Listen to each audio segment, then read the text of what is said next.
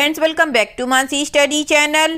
दोस्तों, आज है 5 दिसंबर 2024 और 5 दिसंबर 2024 से रिलेटेड करंट अफेयर्स के जितने भी क्वेश्चन बन सकते हैं आज की क्लास में सारे क्वेश्चन को कवर करेंगे और हर क्वेश्चन से रिलेटेड इंपॉर्टेंट पॉइंट भी मैं आपको बताऊंगी। तो आज का पूरा क्लास आप लोग बहुत ध्यान से देखिएगा। और दोस्तों, ये क्लास आपकी मॉर्निंग सुबह 7 AM पे डेली लाइव आती है। आप सभी लोग सुबह 7 बजे इस क्लास के लिए तैयार रहा करिए। इससे आपकी तैयारी करंट अफेयर्स में बेहतर होने वाली है और आगे आने वाले एग्जाम में आप लोग करंट अफेयर्स से रिलेटेड जितने भी टाइप के क्वेश्चन एग्जाम हॉल में पूछे जाते हैं, आप उन सभी टाइप के क्वेश्चन का आंसर बहुत ईजिली दे पाएंगे।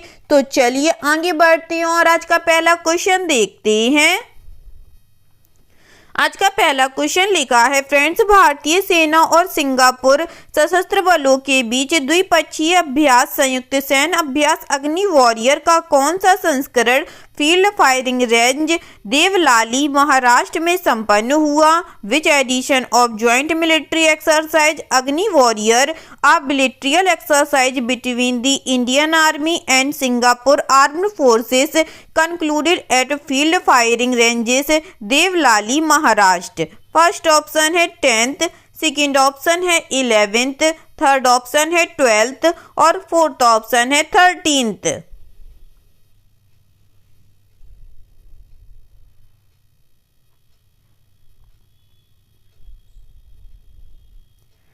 जल्दी से बताइएगा दोस्तों, इस क्वेश्चन का राइट आंसर क्या हो जाएगा?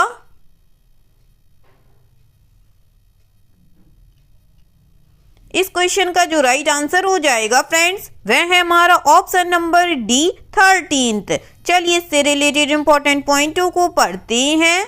भारतीय सेना और सिंगापुर सशस्त्र बलों के बीच द्विपक्षीय अभ्यास संयुक्त सैन्य अभ्यास अग्नि वॉरियर का 13वां संस्करण field firing range Deolali Maharashtra में संपन्न हुआ। 3 दिवसीय अभ्यास में सिंगापुर सशस्त्र सेना की टुकड़ी ने भाग लिया, जिसमें सिंगापुर आर्टिलरी के 182 कार्मिक शामिल थे तथा भारतीय सेना की टुकड़ी ने भाग लिया, जिसमें आर्टिलरी रेजिमेंट के 114 कार्मिक शामिल थे। SW 2024 का उद्देश्य संयुक्त राष्ट्र चार्टर के तहत एक बहुराष्ट्रीय बल के रूप में एकजुटता हासिल करने के लिए अभ्यास और प्रक्रियाओं की आपसी समझ को अधिकतम करना था। ठीक है दोस्तों, चलिए आगे बढ़ती हूँ। नेक्स्ट क्वेश्चन देखते हैं। नेक्स्ट क्वेश्चन लिखा है फ्रेंड्स, फिलिस्तीनी लोगों के साथ अंतर्राष्ट्रीय एकजुटता दिवस हर वर्ष किस दिन मनाया जाता है? International day of solidarity with the फिलिस्तीनी people is observed every year on which day? First option है 27 नवंबर, सेकेंड ऑप्शन है 28 नवंबर, थर्ड ऑप्शन है 29 नवंबर, फोर्थ ऑप्शन है 30 नवंबर।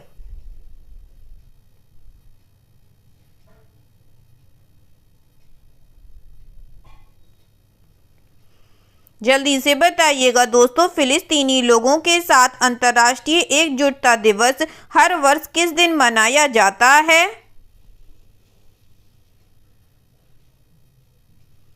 इस क्वेश्चन का जो राइट आंसर हो जाएगा फ्रेंड्स, वह है हमारा ऑप्शन नंबर सी 29 नवंबर को। ठीक है दोस्तों, चलिए इससे रिलेटेड इंपॉर्टेंट पॉइंटों को पढ़ते हैं। 1977 से हर वर्ष संयुक्त राष्ट्र 29 नवंबर को फिलिस्तीनी लोगों के साथ अंतर्राष्ट्रीय एकजुटता दिवस के रूप में मनाने का आह्वान करता है। महासभा ने 1977 में इस संबंध में एक प्रस्ताव पारित किया था तथा इस दिन को इसीलिए चुना गया था क्योंकि 1947 में इसी दिन महासभा ने फिलिस्तीनी क्षेत्र को एक अरब राज्य और एक यहूदी राज्य में विभाजित करने का प्रस्ताव पारित किया था। ठीक है दोस्तों, आगे बढ़ती हूँ। नेक्स्ट क्वेश्चन देखते हैं।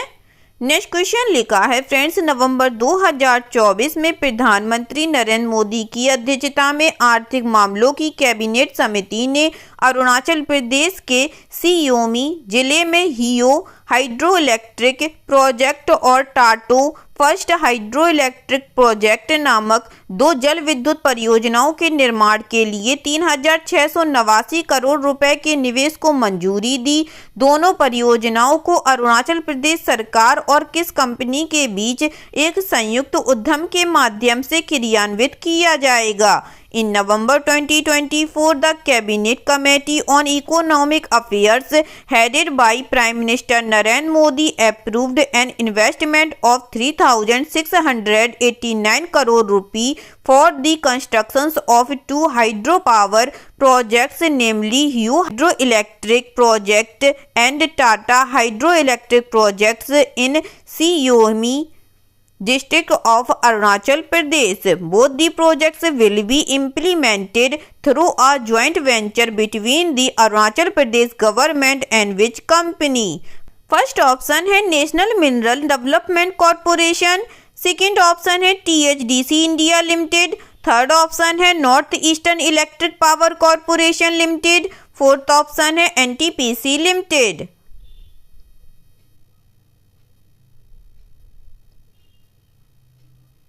जल्दी से बताइएगा दोस्तों, इस क्वेश्चन का राइट आंसर क्या हो जाएगा? इस क्वेश्चन का जो राइट आंसर हो जाएगा फ्रेंड्स, वह है हमारा option number C, North eastern electric power corporation Limited. चलिए इससे रिलेटेड इंपॉर्टेंट पॉइंटों को पढ़ते हैं। प्रधानमंत्री नरेंद्र मोदी की अध्यक्षता में आर्थिक मामलों की कैबिनेट समिति ने अरुणाचल प्रदेश के सियोमी जिले में 2 पनबिजली परियोजनाओं के निर्माण के लिए 3,689 करोड़ रुपए के निवेश को मंजूरी दे दी है। दोनों परियोजनाओं के 50 महीने के भीतर पूरा होने की उम्मीद है। CCEA बैठक के बाद जारी एक आधिकारिक बयान के अनुसार हेयो जल विद्युत परियोजना के लिए 1939 करोड़ रुपए का परिव्यय मंजूर किया गया है, जबकि टाटो आई जल विद्युत परियोजना के लिए 1,750 करोड़ रुपए मंजूर किए गए हैं। ठीक है दोस्तों, चलिए आगे बढ़ते हैं, नेक्स्ट क्वेश्चन देखते हैं। नेक्स्ट क्वेश्चन लिखा है फ्रेंड्स, प्रधानमंत्री नरेंद्र मोदी की अध्यक्षता वाली आर्थिक मामलों की कैबिनेट समिति ने आयकर विभाग की PAN 2.0 परियोजना के लिए कितनी राशि मंजूर की है? How much has been approved by the cabinet committee of on economic affairs headed by Prime Minister Narendra Modi for the PAN 2.0 projects of the income tax department? First option है 1,135 करोड़ रुपए, सेकंड ऑप्शन है 1,235 करोड़ रुपए, third option है 1,335 करोड़ रुपए, fourth option है 1,435 करोड़ रुपए।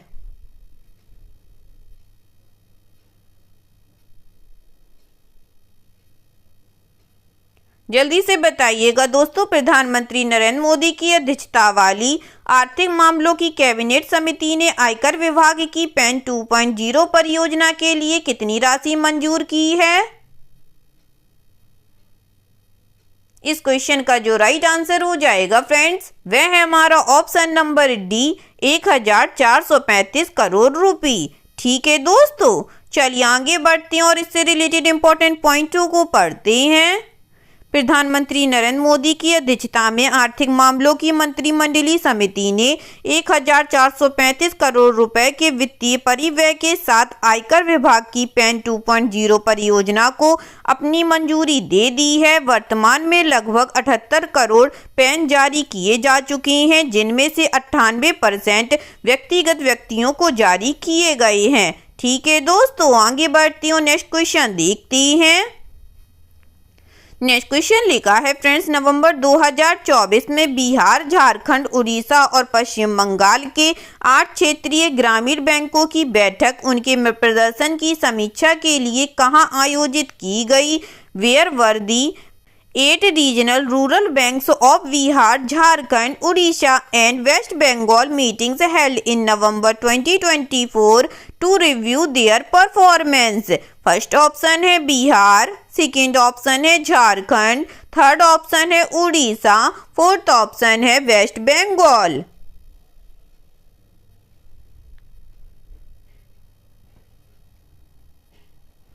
जल्दी से बताइएगा फ्रेंड्स, नवंबर 2024 में बिहार, झारखंड, उड़ीसा और पश्चिम बंगाल के 8 क्षेत्रीय ग्रामीण बैंकों की बैठक उनके प्रदर्शन की समीक्षा के लिए कहां आयोजित की गई है? इस क्वेश्चन का जो राइट आंसर हो जाएगा फ्रेंड्स, वह है हमारा ऑप्शन नंबर ए, बिहार में। चलिए इससे रिलेटेड इंपॉर्टेंट पॉइंट को पढ़ते हैं। पूर्वी क्षेत्र के 4 राज्यों बिहार, झारखंड, उड़ीसा और पश्चिम बंगाल में कार्यरत 8 क्षेत्रीय ग्रामीण बैंकों की एक बैठक पटना, बिहार में आयोजित की गई। केंद्रीय वित्त एवं कॉरपोरेट कार्य मंत्री निर्मला सीतारमण ने बैठक की अध्यक्षता की। केंद्रीय वित्त मंत्रालय बैंकों के प्रदर्शन की समीक्षा के लिए समय समय पर क्षेत्रीय ग्रामीण बैंकों के प्रमुखों के साथ बैठकें आयोजित करता है। केंद्रीय वित्त मंत्री के अलावा बिहार के उप मुख्यमंत्री सम्राट चौधरी और वित्तीय सेवा विभाग के सचिव एम नागराजू भी उपस्थित थे। ठीक है दोस्तों, चलिए आगे बढ़ते हैं, नेक्स्ट क्वेश्चन देखते हैं। नेक्स्ट क्वेश्चन लिखा है फ्रेंड्स, 2024-25 की दूसरी तिमाही में भारतीय अर्थव्यवस्था की वृद्धि दर क्या थी? What was the growth rate of Indian economy in the second quarter of 2024 to 2025? First option है 5.4%, सेकेंड ऑप्शन है 7.6%, थर्ड ऑप्शन है 8.1%, फोर्थ ऑप्शन है 7.5%।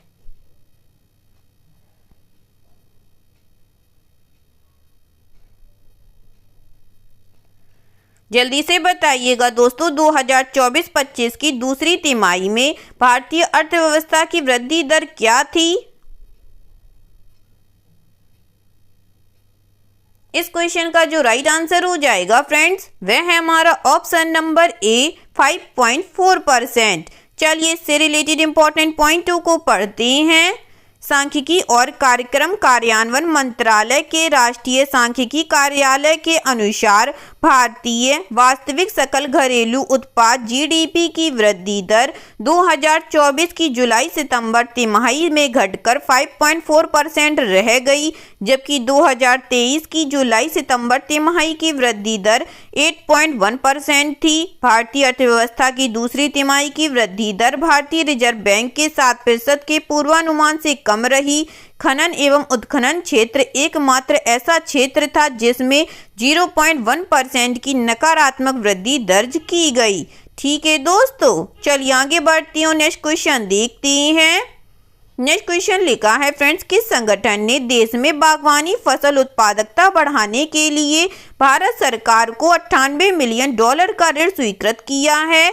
विच organization has approved a loan of $98 million to the government of India to increase horticulture crop productivity in the country? First option है international monetary fund, second option है Asian development bank, third option है new development bank, fourth option है African development bank.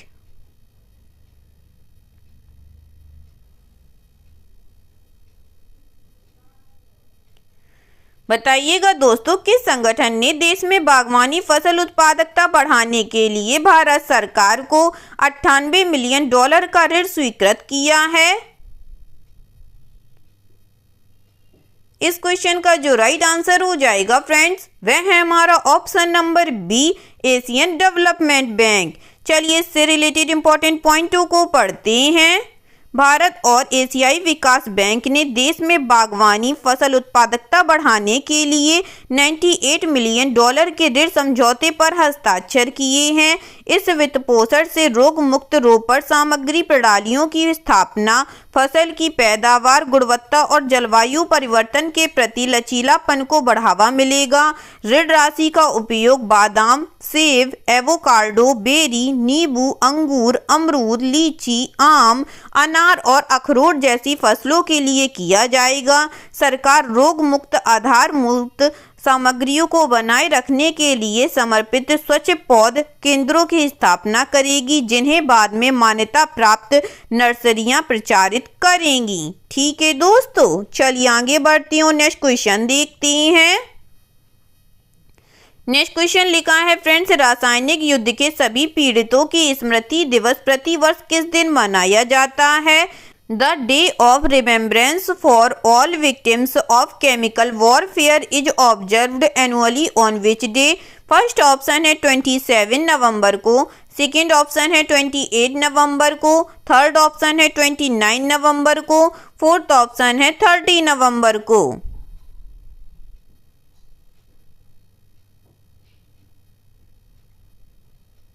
जल्दी से बताइएगा friends, रासायनिक युद्ध के सभी पीड़ितों की स्मृति दिवस प्रतिवर्ष किस दिन मनाया जाता है? इस क्वेश्चन का जो राइट आंसर हो जाएगा फ्रेंड्स, वह है हमारा ऑप्शन नंबर डी 30 नवंबर को। चलिए इससे रिलेटेड इंपॉर्टेंट पॉइंटों को पढ़ते हैं। रासायनिक युद्ध के सभी पीड़ितों की स्मृति दिवस प्रतिवर्ष 30 नवंबर को मनाया जाता है। रासायनिक हथियार सम्मेलन के सदस्य देशों के सम्मेलन के 20वें सत्र के दौरान स्थापित यह स्मारक दिवस पीड़ितों की स्मृति का सम्मान करता है तथा रासायनिक हथियारों के पूर्ण उन्मूलन के लिए अंतर्राष्ट्रीय समुदाय की प्रतिबद्धता को मजबूत करता है। यह दिवस न केवल पीड़ितों को श्रद्धांजलि अर्पित करता है बल्कि शांति, सुरक्षा और बहुपक्षीय सहयोग के सिद्धांत को भी मजबूत करता है। ठीक है दोस्तों, चलिए आगे बढ़ती हूँ, नेक्स्ट क्वेश्चन देखते हैं। नेक्स्ट क्वेश्चन लिखा है फ्रेंड्स, भारत का पहला अष्टलक्ष्मी महोत्सव 6 से 8 दिसंबर तक किस शहर में आयोजित किया जाएगा? India's first Ashtalakshmi festival will be organised in which city from 6 to 8 December? First option है गुवाहाटी, सेकेंड ऑप्शन है शिलोंग, थर्ड ऑप्शन है न्यू दिल्ली, फोर्थ ऑप्शन है इंदौर।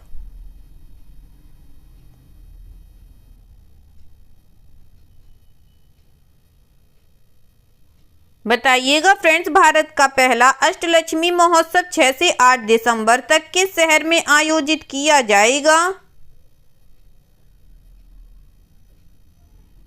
इस क्वेश्चन का जो राइट आंसर हो जाएगा फ्रेंड्स, वह है हमारा option number C, New Delhi में। चलिए इससे रिलेटेड इंपॉर्टेंट पॉइंटों को पढ़ते हैं।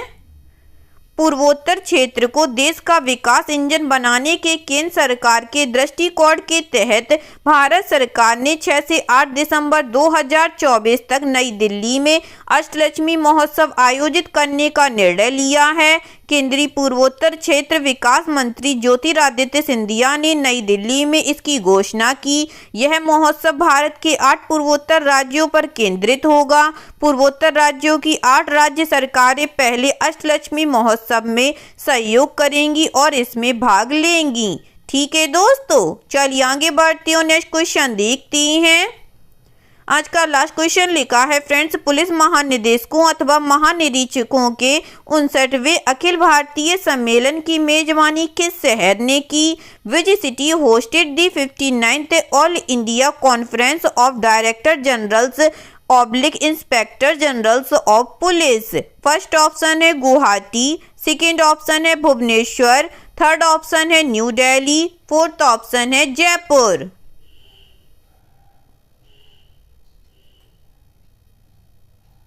जल्दी से बताइएगा दोस्तों, पुलिस महानिदेशकों अथवा महानिरीक्षकों के 59वें अखिल भारतीय सम्मेलन की मेजबानी किस शहर ने की है? इस क्वेश्चन का जो राइट आंसर हो जाएगा फ्रेंड्स, वह है हमारा ऑप्शन नंबर बी, भुवनेश्वर ने। चलिए इससे रिलेटेड इंपॉर्टेंट पॉइंटों को पढ़ते हैं। केंद्रीय गृह मंत्री अमित शाह ने ओडिशा के भुवनेश्वर में पुलिस महानिदेशकों डीजीपी अथवा महानिरीक्षक आईजी के 59वें अखिल भारतीय सम्मेलन का उद्घाटन किया। पहली बार उड़ीसा राज्य ने पुलिस महानिदेशकों अथवा महानिरीक्षकों के अखिल भारतीय सम्मेलन की मेजबानी की। पुलिस महानिदेशकों अथवा महानिरीक्षकों का 58वां अखिल भारतीय सम्मेलन 6 से 7 जनवरी 2024 को जयपुर राजस्थान में आयोजित किया गया। पुलिस महानिदेशकों अथवा महानिरीक्षकों का 59वां अखिल भारतीय सम्मेलन देश की आंतरिक सुरक्षा के लिए जिम्मेदार केंद्र सरकार और राज्य सरकार के तंत्र को एक साथ लाता है। ठीक है दोस्तों, आई होप आज के सभी क्वेश्चन आप लोगों को बहुत अच्छे लगे होंगे फ्रेंड्स, और सभी क्वेश्चन से रिलेटेड इंपॉर्टेंट पॉइंट के नोट्स भी आप लोगों को बहुत अच्छे से समझ में आए होंगे। एग्जाम के नज़रिए से दोस्तों क्लास बहुत हेल्पफुल रही होगी आप लोगों के लिए। अगर आप लोगों को क्लास अच्छी लगी और सारे फैक्टों को आप लोगों ने अच्छे से समझा हो तो प्लीज़ इस क्लास को लाइक कीजिएगा, शेयर कीजिएगा और आपके अपने चैनल मानसी स्टडी चैनल को सब्सक्राइब कीजिएगा और अपना कमेंट बॉक्स में करना मत भूलिएगा। ठीक है दोस्तों, थैंक यू सो मच दोस्तों।